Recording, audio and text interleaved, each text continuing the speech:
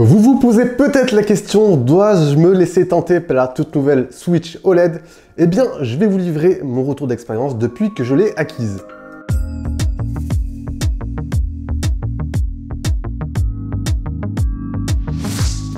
Alors oui, nous étions franchement très nombreux à attendre une toute nouvelle version de la Switch.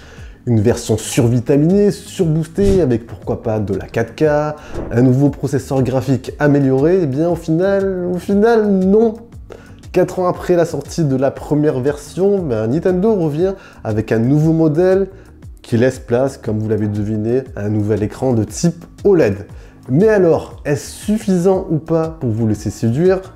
Est-ce là la seule évolution notable? Et au final, est-ce que l'expérience de jeu en ressort améliorée ou pas? De nombreuses questions que vous vous posez peut-être et qu'on va tenter d'y répondre dans ce test. Au passage, très important, si vous ne l'avez pas encore fait, hop, vous pensez à vous abonner, vous activez la petite cloche de notification juste en bas pour ne rien rater des prochaines actus qui arrivent sur la chaîne. Débutons rapido par les quelques petits points techniques à souligner qui évoluent. Bon, bien évidemment, premier point, le passage à un nouvel écran de type OLED. Dans la continuité, la diagonale de l'écran se voit agrandie en passant de 6,2 à 7 pouces, dû notamment à un affinement des bandes noires sur les côtés. La capacité de stockage interne va également doubler en passant de 32 à 64 Go. Vous avez un nouveau port Ethernet dans le dock. Et voilà, on a fait un petit tour des subtiles évolutions.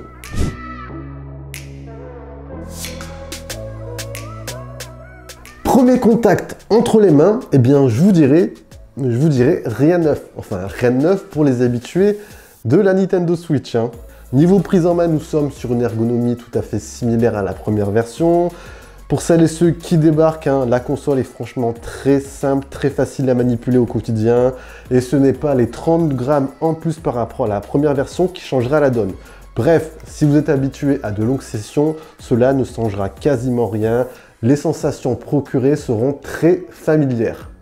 Ensuite, si vous êtes aussi possesseur de la première version, on notera quelques évolutions légères concernant le visuel. En s'y penchant de plus près, on peut s'apercevoir au dos effectivement que la texture est ici un peu plus rugueuse, légèrement plus granuleuse, donc on a moins cet effet plastique chip par rapport à la première version classique. Après oui, ce n'est pas une réelle révolution, mais les finitions sont ici plus soignées à mes yeux. Les boutons physiques se font aussi un peu plus discrets, et dernier point notable, vous avez les haut-parleurs qui se retrouvent sur cette version dans les angles de la bordure inférieure. Concernant ensuite la qualité sonore en elle-même, elle est ici un peu plus affirmée, un peu plus ressentie, mais ce n'est pas transcendant non plus. Les possesseurs de la Switch, vous savez, cette console, la force de cette console réside aussi dans les différentes manières de jouer avec elle. Soit console en main, donc nickel pour les nomades. Deuxième mode en la connectant à votre TV, donc tranquillou sur votre canapé à la maison. Et je vous dirais que cette nouvelle version LED intègre un nouveau mode écran posé sur une table. En fait, ce nouveau mode n'est pas totalement nouveau, mais comme vous le savez, enfin peut-être vous ne savez pas, l'ancienne version intégrait une béquille qui était très peu fonctionnelle. Et bien Nintendo a ici rectifié le tir en tout simplement en switchant la béquille par un nouveau support qui occupe ici toute la longueur du châssis arrière. Donc l'ajustement est beaucoup plus simple. Vous allez pouvoir ajuster l'angle de vision selon votre désir. Et ça, c'est parfait. Et vous avez également ici une console qui est bien calée sur votre table. Donc oui, ce troisième mode prend ici tout son intérêt.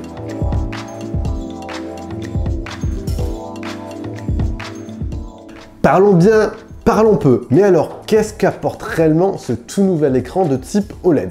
Premièrement, cet écran de type OLED vous apportera une qualité légèrement supérieure, avec des couleurs plus saturées, des couleurs plus vives.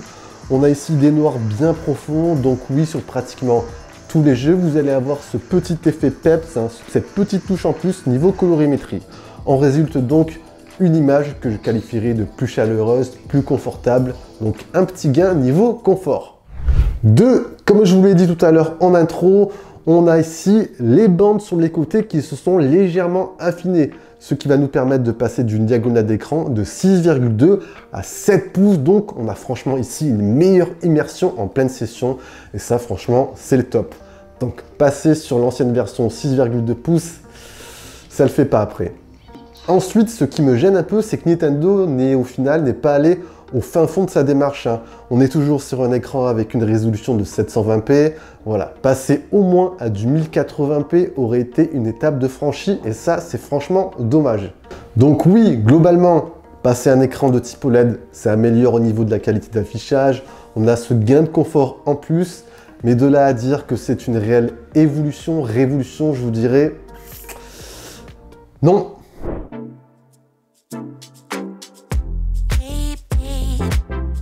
Par ailleurs, d'autres ajouts sont également à prendre en compte en parallèle. Comme je vous l'ai dit tout à l'heure, vous avez une capacité de stockage interne qui est doublée en passant de 32 à 64 Go de stockage.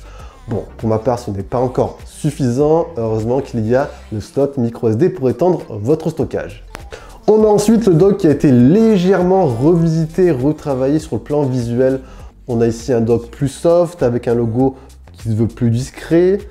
Bon point aussi, on a l'intégration d'un port Ethernet, donc beaucoup plus stable qu'une connexion Wi-Fi et pratique dans certains cas pour éviter des déconnexions intempestives.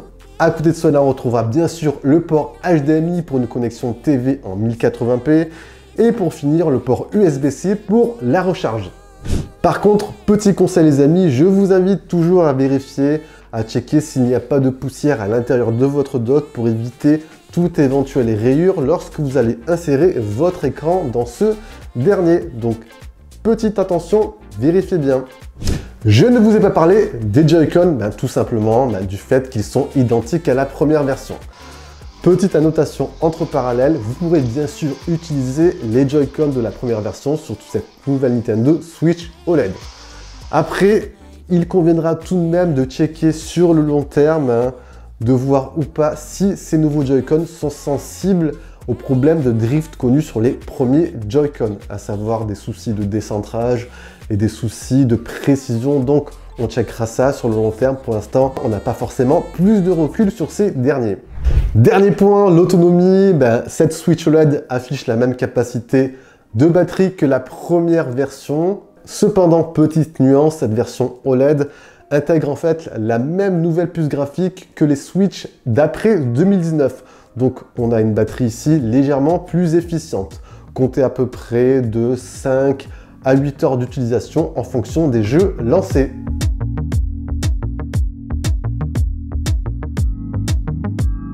Au final, eh bien difficile d'avoir un seul et unique avis concernant cette toute nouvelle Switch OLED. Oui, toutes les nouveautés sont franchement les bienvenues. Un nouvel écran de type OLED pour une meilleure qualité d'affichage, une diagonale qui passe de 6,2 à 7 pouces pour une meilleure immersion et les petits ajouts qui sont de véritables petits plus. Après, est-ce que c'est la Nintendo Switch qu'on attendait tant? Eh bien non, comme je vous l'ai dit tout à l'heure. Bref, si vous êtes possesseur de la première Switch, je vous dirais que le passage à cette nouvelle Switch OLED n'est pas forcément nécessaire, à moins que pour vous, un écran de type OLED, ça soit vraiment la révolution que vous attendiez. Si vous êtes non possesseur et que vous cherchez la meilleure version actuelle, foncez sur celle-ci. Si vous êtes non possesseur, mais que vous allez uniquement jouer sur votre TV, je vous conseille plus d'opter pour la première version. Et si vous êtes plutôt nomade, foncez sur la version Switch Lite. Et bien, au final, avec l'ajout de cette nouvelle version OLED, Nintendo aura dans son catalogue 3 modèles capables de répondre à la majorité des utilisateurs aujourd'hui. Et voilà les amis, on a fait un tour complet de cette nouvelle Switch OLED. Vous avez des questions comme d'habitude, vous envoyez tout ça en bas dans l'espace commentaire. Vous avez apprécié, on envoie le gros pouce bleu, on partage la vidéo, très important. Si vous ne l'avez pas encore fait, pensez à vous abonner, vous activer la petite cloche de notification juste en bas. Sur ce, je vous dis bien sûr à la prochaine. Très important, prenez soin de vous. Allez, ciao, ciao!